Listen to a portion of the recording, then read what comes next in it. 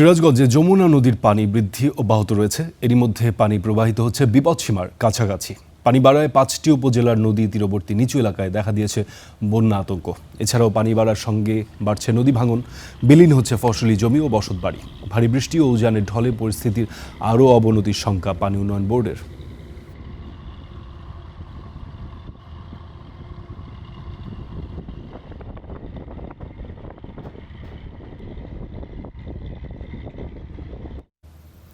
সিরাজগঞ্জে যমুনা নদীর পানি বৃদ্ধি হয়েছে এবং বিপদসীমার খুব কাছাকাছি অবস্থান করছে। এ নিয়ে আমরা আরও বিস্তারিত জানার চেষ্টা করব। যমুনার পাড় থেকে যুক্ত হচ্ছেন সহকর্মী সাজিরুল সঞ্চয়। কথা বলবো সঞ্চয়ের সঙ্গে।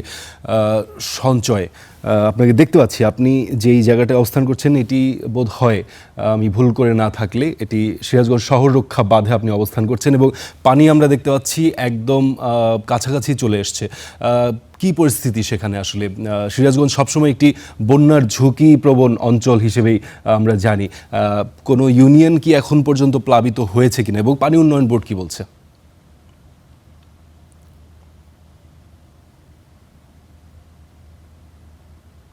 ফারদিন, আপনি যেমনটি বলছিলেন, আসলে গত এক সপ্তাহ যাবৎ কিন্তু সিরাজগঞ্জ পয়েন্টে যমুনা নদীর পানি অব্যাহতভাবে বৃদ্ধি পাচ্ছে। সর্বশেষ গতকাল পানি উন্নয়ন বোর্ড থেকে পানির যে পরিমাপ জানানো হয়েছে সে অনুযায়ী এই মুহূর্তে আমি যে স্থানটিতে রয়েছি, সিরাজগঞ্জ শহর রক্ষা বাঁধের জেলখানা ঘাট, এই পয়েন্টটিতে কিন্তু এই মুহূর্তে পানি উন্নয়ন বোর্ডের তথ্য অনুযায়ী বিপদসীমার ৬১ সেন্টিমিটার নিচ দিয়ে পানি প্রবাহিত হচ্ছে। একই সময়ে সিরাজগঞ্জের কাজীপুরের যে মেঘাই ঘাট পয়েন্ট রয়েছে, যেখানে আসলে পানি পরিমাপ করা হয়, সেই পয়েন্টটিতেও কিন্তু যমুনা নদীর পানি এই মুহূর্তে বিপদসীমার প্রায় ৯৯ সেন্টিমিটার নিচ দিয়ে প্রবাহিত হচ্ছে। আসলে এই এক সপ্তাহ যাবত টানা পানি বৃদ্ধি অব্যাহত থাকার ফলে গতকালকের যে পানির পরিমাপ ছিল তার থেকে কিন্তু আজকে পানি আরো কিছুটা বৃদ্ধি পেয়েছে বলে আমরা পানি উন্নয়ন বোর্ড সূত্র জানতে পেরেছি। যদিও আজকে যে পানির পরিমাপ সেটা কিন্তু এখনো আসলে পানি উন্নয়ন বোর্ড থেকে প্রকাশ করা হয়নি।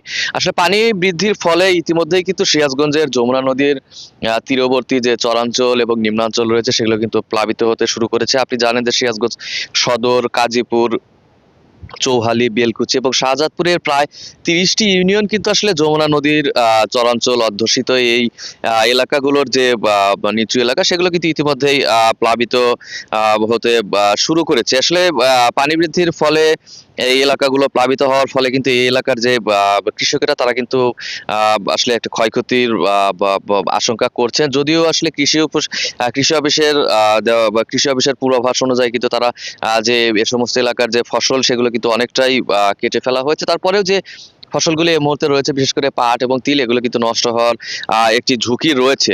আরেকটি বিষয় যে আসলে যমুনা নদীর পানি বৃদ্ধির সাথে সাথে আমরা প্রতি বছর যেমনটি দেখি যে সিরাজগঞ্জের এই ৫টি উপজেলাতেই কিন্তু আসলে বিস্তীর্ণ এলাকা জুড়ে নদী ভাঙন দেখা দেয়। এবছরও কিন্তু ইতিমধ্যে সিরাজগঞ্জের কাজীপুর, চৌহালি এবং শাহজাদপুরের চরাঞ্চলে কিন্তু আসলে তীব্র নদী ভাঙন ইতিমধ্যেই শুরু হয়ে গেছে। যদিও আসলে চৌহালির যে নদী ভাঙন সেটি রক্ষায় পানি উন্নয়ন বোর্ড থেকে বিভিন্ন কাজ করা হলেও শাহজাদপুর এবং কাজীপুরের চরাঞ্চলের যে নদী ভাঙন সেটি কিন্তু বন্ধের জন্য পানি উন্নয়ন বোর্ডে তেমন কোনো তৎপরতা কিন্তু আসলে এই মুহূর্তে দেখা যাচ্ছে না। যদিও সিরাজগঞ্জ জেলা প্রশাসন থেকে বলা হচ্ছে যে নদী ভাঙন রোধ এবং বন্যা পরিস্থিতি মোকাবেলার জন্য পানি উন্নয়ন বোর্ড সহ জেলা প্রশাসনের পর্যাপ্ত পরিমাণ প্রস্তুতি রয়েছে।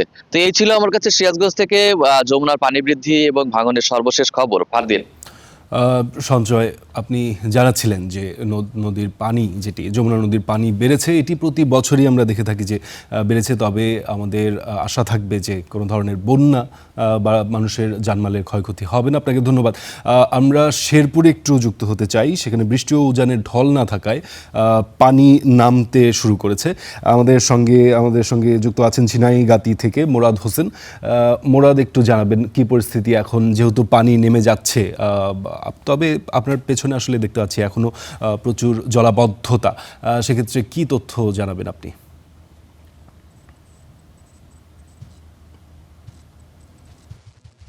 ফারদিন, আসলে যেমনটি বলছিলেন, গত কয়েকদিন থেকে ২-৩ দিন থেকে কিন্তু বৃষ্টি না থাকায় এবং কি ভারতে বৃষ্টি না থাকায় কিন্তু শেরপুরের যে নদ নদীগুলোর পানি কিন্তু নেমে গিয়েছে। তবে যে নিম্নাঞ্চলে ব্যাপক একটি কিন্তু জলাবদ্ধতার সৃষ্টি হয়েছে, আপনি আমার পেছনে হয়তোবা দেখবেন। আসলে প্রতি বছরই যে এই যে সীমান্তবর্তী ৩টি উপজেলা রয়েছে, শ্রীবর্দী, ঝিনাইগাতী এবং কি নালিতাবাড়ী উপজেলা, এই ৩টি উপজেলার কিছু নিম্নাঞ্চল থাকায় সেই নিম্নাঞ্চলগুলোতে কিন্তু ব্যাপক জলাবদ্ধতায় পড়তে হয় এই নিম্নাঞ্চলের মানুষদের। কিন্তু বিশেষ করে এ বছর কিন্তু আমাদের কৃষি বিভাগ জানিয়েছে যে এখনো কিন্তু যে আমন ধানের বীজতলা সেটি কিন্তু নিম্নাঞ্চলে রয়েছে, যার কারণে ব্যাপক একটি ক্ষতির কিন্তু সম্ভাবনা রয়েছে, যে এই পানি যদি খুব তাড়াতাড়ি না নেমে যায় তাহলে কিন্তু ব্যাপক একটি ক্ষতিগ্রস্ত হবে কৃষকেরা, যারা আমন ধানের বীজ তলা রোপণ করেছে তারা। মূলত এই বছর আমরা দেখেছি যে বিশেষ করে প্রতি বছরের তুলনায় এ বছরে কিন্তু পাহাড়ি ঢলের তুলনা অনেক বেশি, এবং কি বৃষ্টির পরিমাণও অনেক বেশি কিন্তু এই সীমান্তবর্তী উপজেলাতে আমরা লক্ষ্য করেছি। আমার পেছনে হয়তোবা দেখবেন যে এখনো কিন্তু জলাবদ্ধতা রয়েছে, সেই জলাবদ্ধতা দিয়ে কিন্তু ব্যাপক একটি ভোগান্তিতে পড়েছে এই গ্রাম অঞ্চলের মানুষগুলো, এবং কি বিশেষভাবে যে এখানে মাছের ঘেরগুলো যে ছিল, অনেক জায়গায় আমরা দেখেছি মাছের পুকুর পাড় ভেঙে গিয়ে কিন্তু মাছ ভেসে গিয়েছে।